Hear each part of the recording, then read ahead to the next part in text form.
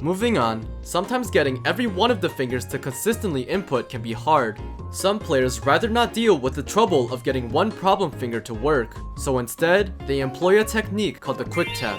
Instead of only rolling with one hand for 5 taps, quick tappers will roll the first 4 fingers as usual, but now, they push in the thumb already on the D-pad to get the final tap in. When comparing traditional rolling and quick tapping, there are several advantages and disadvantages that come with both. Starting with traditional rolling, the main advantage is that this method only relies on the technique of the roller, meaning once you master your rolling, you can replicate it every time. This is in contrast to quick tapping, where 5 taps rely on timing rather than technique. However, the main challenge of traditional rolling is how hard it is to master. As mentioned earlier, sometimes one of your fingers just won't cooperate no matter how hard you try.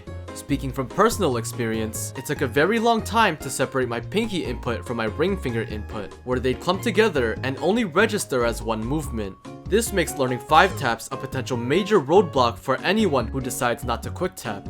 Now moving on to the strengths and weaknesses of quick tapping, where I've enlisted the help of the current world record holder Dog to share his experiences. Initially, Dog decided to try quick tapping after having trouble using his thumb to roll.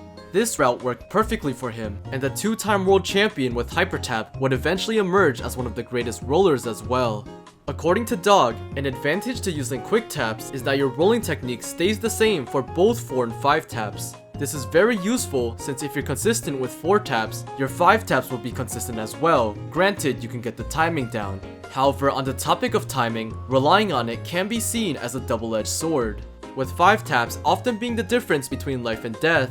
If your timing is off, getting pieces to the left on higher speeds may seem impossible. However, if your timing is good, 5 taps through quick tapping can be extremely consistent. I've even started implementing quick taps with traditional rolling, performing a backup 6 tap just in case I miss an input with any of my fingers. This has greatly improved my play, and I recommend this strategy to anyone who's already learned 5 taps the traditional way. One final note that Dog mentions is that throughout his time as a roller, he's noticed much less movement of his controller. Regarding this, Dog says that the better handle you have of your controller movements, the better your quick taps will be.